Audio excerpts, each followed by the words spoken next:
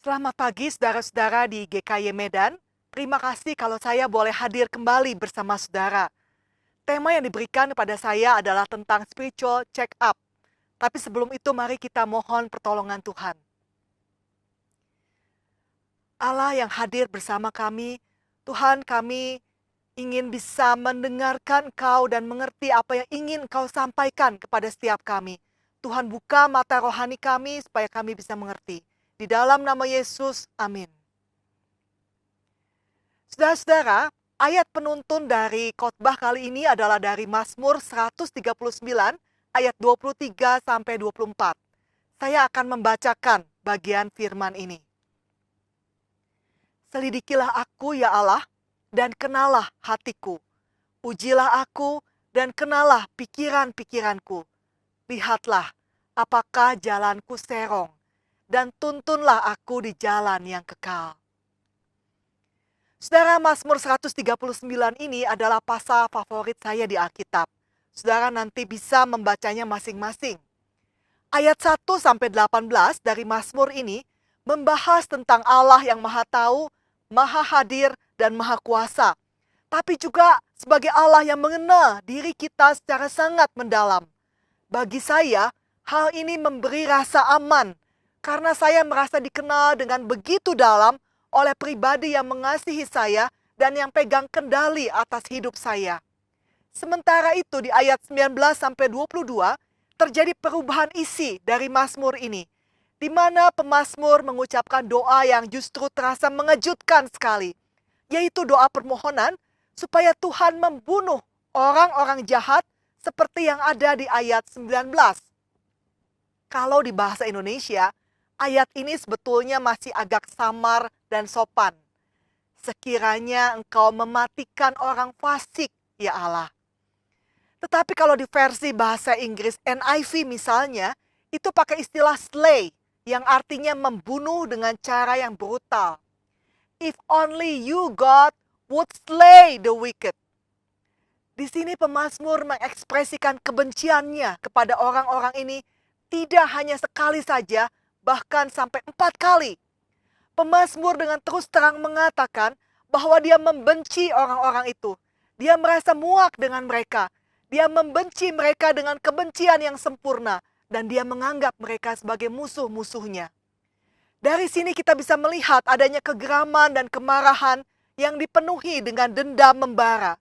Pertanyaannya, apakah kita harus berdoa demikian? Jawabnya ya dan tidak. Kita tentu tidak perlu mengobarkan kebencian di dalam hati. Tetapi di sisi lain, ketika kita kesal pada seseorang, ketika kita begitu marah pada seseorang bahkan sampai membencinya, maka kita perlu jujur kepada Tuhan mengenai apa yang kita rasakan. Kita juga perlu menyampaikan isi hati kita, khususnya berbagai penderitaan kita secara jujur kepada Tuhan. Karena kita meyakini bahwa di dalam kekristenan, penderitaan itu bukan untuk dihindari atau dibatasi seperti yang diyakini budaya sekuler, ditaklukkan atau dikalahkan seperti yang diyakini oleh Buddhisme, tapi ditransformasi oleh karya penebusan Kristus. Tentu dengan iman bahwa Allah turut bekerja dalam segala sesuatu untuk mendatangkan kebaikan bagi mereka yang mengasihi Dia, yaitu bagi mereka yang terpanggil sesuai dengan rencana Allah. Itu juga yang terjadi dari pemazmur yang menulis Mazmur pasal 139 ini. Setelah ia menyampaikan isi hatinya apa adanya kepada Tuhan, termasuk kemarahannya, maka kemudian terjadi perubahan di hatinya seperti yang bisa kita lihat di ayat 23 dan 24. Sebelumnya dia mengeluh pada Tuhan tentang orang-orang jahat yang haus darah.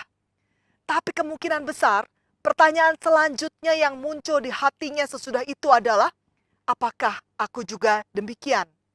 Apakah aku juga telah menjadi musuh Allah dalam berbagai pikiran, perkataan, dan perbuatanku? Kesadaran ini membuatnya menyatakan doanya dalam suatu kerendahan hati. Selidikilah aku ya Allah dan kenalah hatiku. Ujilah aku dan kenalah pikiran-pikiranku. Lihatlah apakah jalanku serong, dan tuntunlah aku di jalan yang kekal. Saudara, kita mungkin tahu perumpamaan Yesus tentang anak yang hilang. Seorang anak bungsu kurang ajar yang meminta semua harta bapaknya sebelum bapaknya meninggal, lalu menghambur-hamburkannya, dan ketika dia sudah kelaparan, putus asa dan tidak punya uang lagi, akhirnya dia memutuskan untuk kembali kepada bapaknya untuk jadi pelayannya, untuk jadi hambanya. Tetapi ternyata sang bapa menyambutnya dengan begitu hangat sebagai seorang anak. Salah satu pelukis terbesar dari Belanda yang bernama Rembrandt menangkap dengan kuat momen ketika sang ayah memeluk si anak hilang lewat lukisannya yang berjudul The Prodigal Son atau anak yang hilang. Henry Nouwen, penulis yang sangat berpengaruh di area spiritualitas Kristen, membahas lukisan ini, khususnya bagian tentang si anak sulung yang memperhatikan, seperti yang saudara lihat di gambar ini. Di sebelah kanan ada seseorang yang berdiri memperhatikan, itu adalah si anak sulung. Si anak sulung ini, si kakak ini adalah seorang yang patuh, bertanggung jawab, taat aturan, dan seorang pekerja keras. Orang-orang menghormati dirinya, mengagumi, memuji, serta menganggapnya sebagai anak teladan. Dari luar, sang kakak ini tampak luar biasa tanpa cacat celah. Tetapi ketika sang kakak ini melihat sukacita ayahnya yang menerima adiknya kembali, maka ada sesuatu yang gelap yang meledak di dalam dirinya. Tiba-tiba ia menjadi penuh dengan kebencian, keangkuhan, keegoisan, dan kecemburuan. Rupanya, hal-hal ini sebetulnya sudah tertanam jauh di dalam hatinya sejak dulu. Tetapi penerimaan ayahnya pada adiknya yang kurang ajar itu seperti memicu hal-hal tersebut ke permukaan. Nouwen lalu menulis, ketika menyadari realita tentang sang anak sulung itu, dia melihat dalam-dalam ke dalam dirinya dan kepada orang-orang di sekelilingnya. Nouwen berpikir, mana yang lebih parah? Dosa karena nafsu atau dosa karena kebencian? Dan Nouwen pun lalu mengatakan, seringkali ada begitu banyak kebencian di dalam diri orang-orang yang tampaknya adil dan hidup benar. Ada begitu banyak penghakiman, kutukan, dan prasangka buruk di antara mereka yang dianggap sebagai orang-orang kudus. Dan ada begitu banyak kemarahan terpendam di antara orang-orang yang berusaha untuk menghindar dari perbuatan berdosa. Dengan kata lain, setiap kita tanpa terkecuali adalah orang-orang berdosa. Dan seringkali kita itu sebetulnya seperti si anak sulung, si kakak dari kisah anak yang hilang itu, di mana kita tidak menyadari lagi dosa-dosa kita. Karena hal itu sudah jadi pola yang terbentuk dengan kuat di dalam diri kita, baik oleh pengaruh pola asuh maupun lingkungan. Contohnya saudara, menurut teori kelekatan emosi yang dikembangkan oleh John Bowlby dan kawan-kawan, pola emosi seseorang itu juga dipengaruhi oleh pola komunikasi antara dirinya ketika masih bayi dengan pengasuh terdekatnya, biasanya ibunya. Jadi bagaimana pengasuh terdekat berkomunikasi dengan bayinya dalam awal-awal tahun kehidupan seseorang, maka itu akan berpengaruh pada pola emosinya dalam jangka waktu yang panjang, kecuali hal itu disadari dan diubah. Itu baru di tahap awal dalam kehidupan seseorang. Di dalam berbagai tahap di kehidupan kita, tentu ada banyak hal lain yang juga mempengaruhi kita. Karena itu, kalau tidak disadari, maka kita bisa menghidupi kebiasaan buruk, terutama yang mendorong terjadinya kecanduan atau yang menguatkan pola pikir negatif. Selain itu, hal itu juga akan terformasi atau terbentuk dalam pola kebiasaan yang tidak kita pilih dengan sengaja. Kita bisa melihat wujud negatif dari pengaruh pola asuh dan lingkungan yang mungkin tidak disadari lagi pada cara seseorang atau bahkan sekelompok masyarakat meresponi situasi dan menghidupi kebiasaan, termasuk kebiasaan berdosa. Contohnya, kita bisa lihat dari kisah orang Israel yang dibawa keluar oleh Tuhan dari perbudakan di Mesir ke tanah perjanjian. Ketika masih di Mesir, mereka itu sudah menjadi budak secara turun-temurun selama sekitar 200 tahunan. Sehingga cara mereka berpikir dan mengolah hati itu sudah terformasi atau terbentuk sebagai budak. Karena itu ketika Tuhan membawa mereka keluar dari perbudakan, mereka terus-menerus berespon negatif dengan cara pikir dan hati sebagai budak. Walaupun Tuhan sudah menunjukkan berbagai mujizat besar kepada mereka. Mulai dari mujizat tiang api dan tiang awan, mujizat laut terbelah, roti mana, dan flying meat atau burung puyuh untuk makanan mereka dan sebagainya. Dan kalau diperhatikan itu ada polanya, saudara. Sebuah pola kebiasaan yang kurang lebih seperti ini gambarnya. Ketakutan melihat realita, lalu langsung lupa akan pemeliharaan Tuhan. Padahal mujizat-mujizat Tuhan itu sudah begitu luar biasa. Dan karena lupa, lalu kemudian bersungut-sungut. Waktu orang Israel pertama menghadapi realita menakutkan setelah mereka keluar dari Mesir, yaitu ketika mereka merasa terjebak antara pasukan Firaun yang mengejar di belakang dan Laut Merah yang ada di depan. Maka Keluaran 14 ayat 10-11 mencatat bahwa orang Israel itu sangat ketakutan. Selain berseru-seru kepada Tuhan, mereka memarahi Musa dan bertanya, apakah dia sengaja membawa mereka ke sini untuk membuat mereka mati? Musa lalu menenangkan mereka dan mengatakan supaya mereka jangan takut karena keselamatan itu dari Tuhan. Dan kemudian Musa berdoa dan Tuhan pun melakukan mujizat di mana Laut Merah itu terbelah, sehingga orang Israel pun bisa melewatinya. Kemudian setelah peristiwa mujizat itu, maka mereka pun berjalan lagi selama sekitar 2,5 bulan, sampai tibalah mereka di padang gurun Sin. Di sini mereka kembali menghadapi realita yang menakutkan. Persediaan makanan hampir habis. Yang ada di sekitar mereka hanya padang gurun dan binatang-binatang gurun seperti kalajengking, biawak gurun, atau ular gurun yang beracun. Mau makan apa dengan realita yang semacam itu? Maka pola yang biasa itu muncul lagi. Mereka ketakutan melihat realita, lupa akan pemeliharaannya, lalu bersungut-sungut. Di Keluaran 16 ayat 2 dikatakan, di padang gurun itu bersungut-sungutlah segenap jemaah Israel kepada Musa dan Harun. Kali ini orang Israel bersungut-sungutnya dengan cara membanding-bandingkan masa kini dan masa lalu. Di Keluaran 16 ayat 3 mereka mengatakan, kalau kami mati di Mesir, kami itu masih makan kuali berisi daging dan makan roti sampai kenyang. Tetapi karena kamu yang bawa kami ke sini, kami justru jadi kelaparan. Kali ini Musa meresponi omelan tersebut dengan berkata, bukan kepada kami kamu bersungut-sungut, tetapi kepada Tuhan. Dan kemudian Musa pun lapor lagi kepada Tuhan.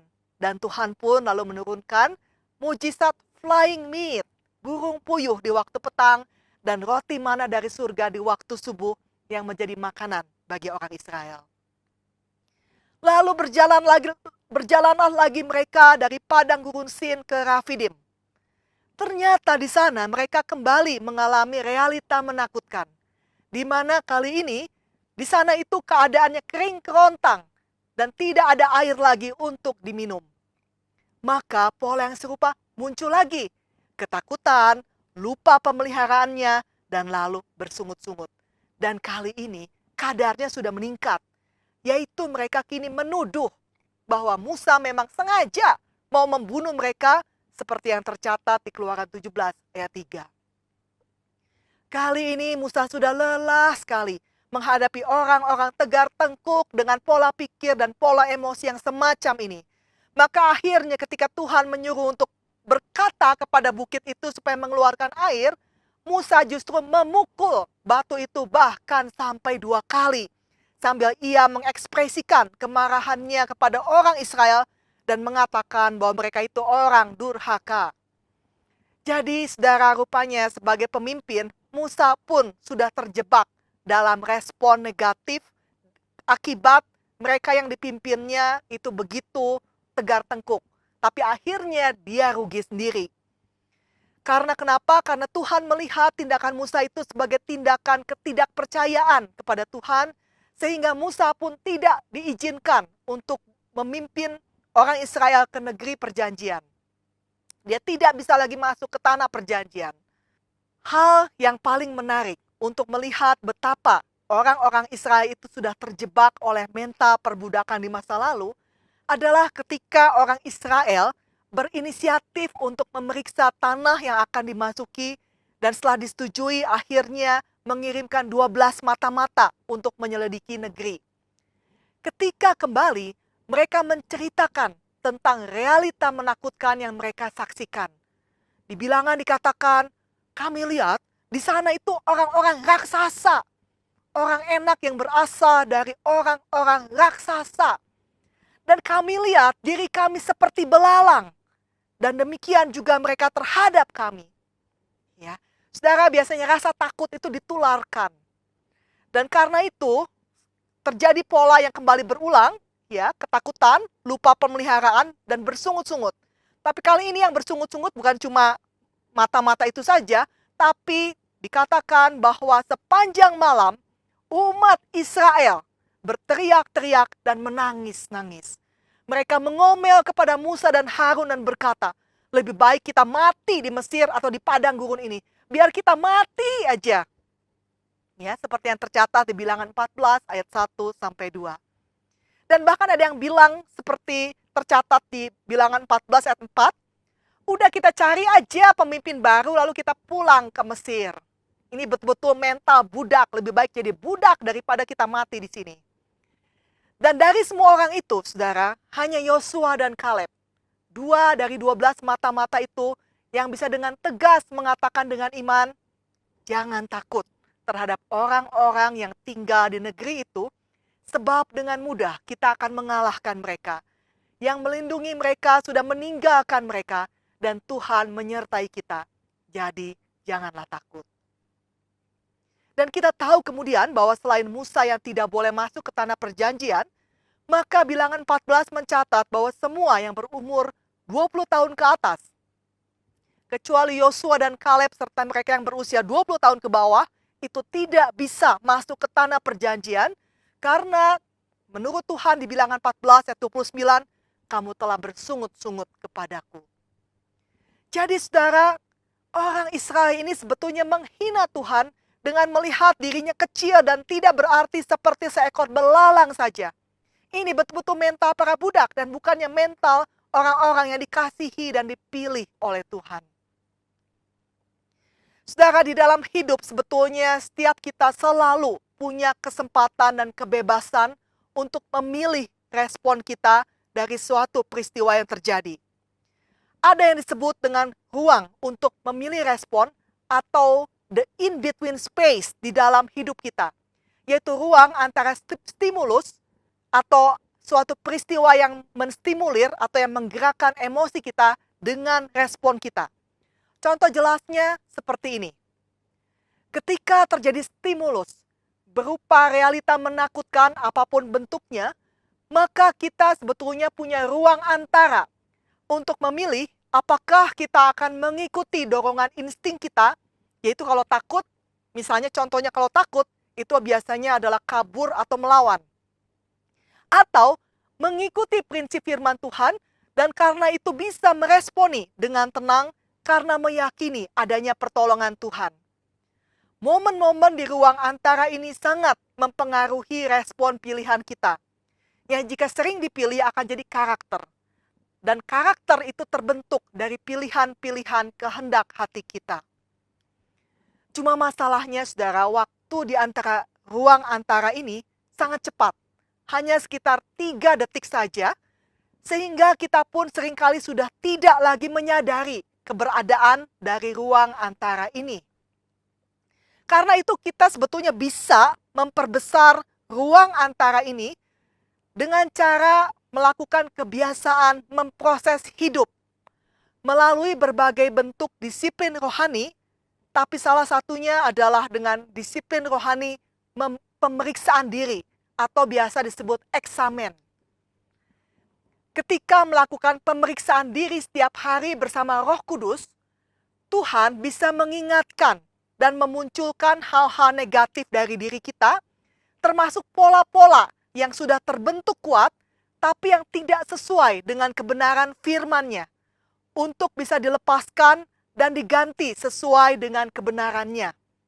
Dengan demikian, kita bisa dilepaskan dari ikatan pola-pola dosa yang mungkin sudah tidak kita sadari lagi.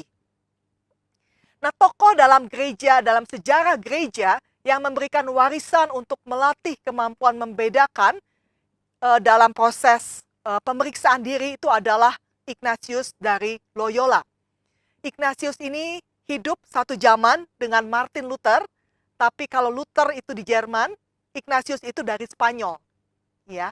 Nah, Ignatius kemudian mewariskan apa yang disebut dengan doa eksamen atau doa pemeriksaan diri yang kini banyak digunakan juga oleh kalangan Protestan Injili karena memang merupakan salah satu disiplin rohani yang powerful. Secara definisi, doa eksamen atau doa pemeriksaan diri itu adalah cara untuk melihat kembali apa yang telah kita hidupi dalam suatu hari bersama dengan Roh Kudus, sehingga kita bisa lebih menyadari kehadiran Allah di hidup kita, tapi juga berbagai hasrat terdalam diri kita, termasuk emosi ataupun pola-pola emosi di dalam diri kita. Dan hal ini perlu dilakukan setiap hari. Biasanya dilakukan di penghujung hari atau yang memang sesuai dengan kebiasaan atau ritme waktu seseorang ya. Di mana kita menanyakan sejumlah pertanyaan yang perlu dijawab dengan sikap hati yang tertuju kepada Tuhan dan dengan jujur di hadapannya. Pertanyaan eksamen itu bisa bermacam-macam. Nah, tetapi pertanyaan eksamen klasik itu biasanya berisi seperti ini, ya. Ketika akan mulai, kita menenangkan diri dulu, ya, kita membangun kesadaran akan kehadiran Tuhan dan kita belajar untuk bisa fokus kepadanya. Lalu setelah itu kita coba bersyukur, mengingat berbagai karunia yang Tuhan beri pada hari ini dan berterima kasih padanya untuk hal-hal itu. Nah, setelah itu mengajukan permohonan, di mana kita meminta hikmat dan kekuatan, sehingga eksamen ini menjadi sebuah karya anugerah yang berbuah dalam hidup kita. Bukan sekedar apa yang kita lakukan dengan kekuatan kita sendiri saja. Nah, setelah itu barulah kita lakukan evaluasi ya di hadapan Tuhan akan hidup kita pada hari itu. Di mana pada titik ini kita memperhatikan hal-hal yang secara kuat mempengaruhi pikiran dan perasaan kita. Juga memperhatikan berbagai pikiran yang berasal dari Tuhan maupun pikiran yang tidak berasal dari Tuhan. Lalu kita kemudian mengevaluasi respon kita terhadap berbagai pikiran yang berasal dari Tuhan dan bukan dari Tuhan ini. Nah, setelah langkah evaluasi dilakukan, maka di langkah keempat kita memohon ampun, di mana kita meminta pemulihan dan pengampunan Tuhan yang penuh kasih untuk melepaskan kita dari hal-hal yang di mana kita telah bersalah misalnya. Nah, langkah kelima itu adalah pembaruan. Ini adalah langkah di mana kita memikirkan tentang hari esok dan secara konkret merencanakan bagaimana kita akan menghidupinya agar bisa sesuai dengan hasrat hatinya yang penuh kasih bagi kita. Terakhir kita menutup eksamen dengan doa syukur atas kehadirannya. Ya. Nah, contoh pemeriksaan diri yang saya lakukan, ya misalnya, pada suatu kesempatan, saudara, saya itu terbebani oleh rasa khawatir. Khawatir itu beda dengan takut. Kalau takut itu sudah jelas objeknya ada. Tapi kalau khawatir itu objeknya itu tidak jelas. Ya. Nah, tapi khawatir itu menyebabkan saya jadi mudah marah pada orang sekitar saya yang kebetulan memang menjengkelkan. Biasanya saya masih toleran dalam menghadapi hal-hal tersebut. Tapi ketika saya sudah lelah sekali, akhirnya saya jadi meledak. Dan saya pun mengucapkan kata-kata yang saya sesali kemudian.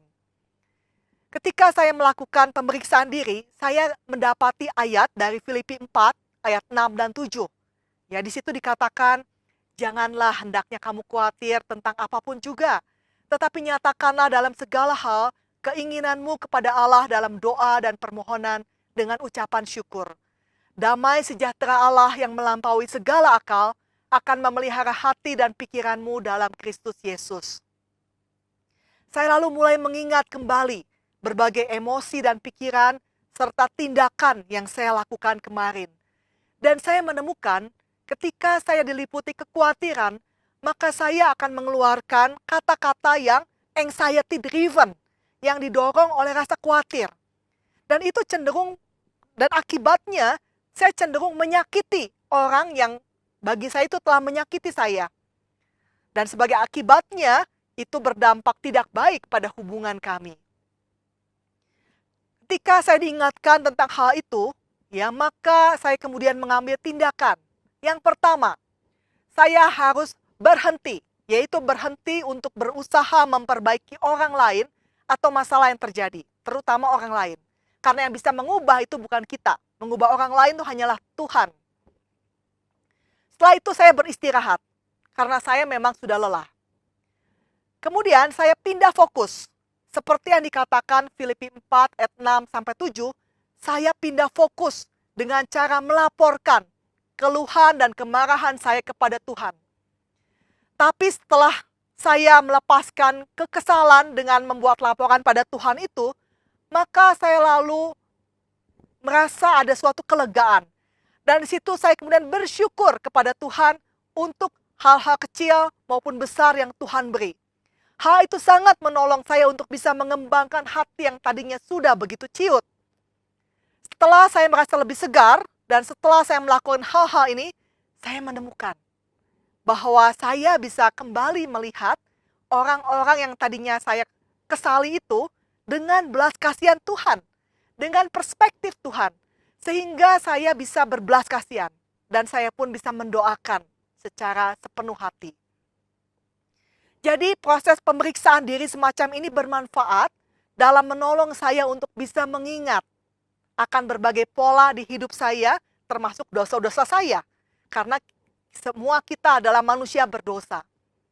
Dan memeriksa diri semacam ini juga penting. Karena transformasi dosa itu bukan manajemen dosa.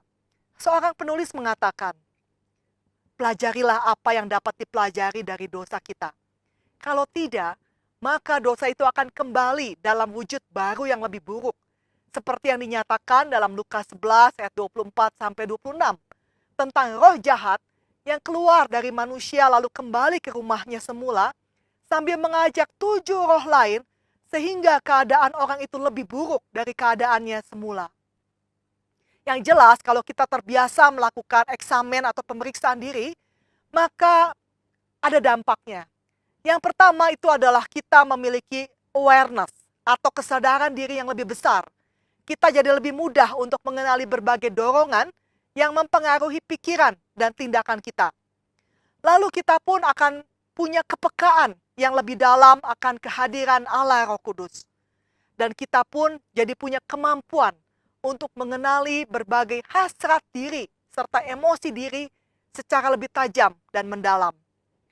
Ketika kita semakin bisa melihat dengan mata iman, maka kita bisa lebih mudah untuk menyadari bahwa di dalam kasih-Nya, Allah senantiasa menghendaki yang terbaik bagi kita. Dalam hikmat-Nya, Dia senantiasa tahu apa yang terbaik. Dan di dalam kedaulatannya, Dia berkuasa menciptakan yang terbaik itu. Marilah kita berdoa. Tuhan, Allah Bapa kami, terima kasih. Karena Engkau sudah memilih kami dan mengasihi kami. Ampuni kami Tuhan kalau kami seringkali jatuh dalam berbagai dosa, baik yang disadari maupun yang tidak disadari. Tuhan, kami ingin bisa lepas dari dosa-dosa tersebut, khususnya dosa-dosa yang tidak disadari. Tuhan, mampukan kami, tolong kami, khususnya untuk kami bisa melakukan disiplin rohani pemeriksaan diri ini, sehingga kami bisa dibebaskan dari hal-hal yang tidak kami sadari. Terima kasih Tuhan, tolonglah kami di dalam nama Yesus kami memohon dan mengucap syukur. Amin. Saya serahkan kembali kepada pemimpin ibadah.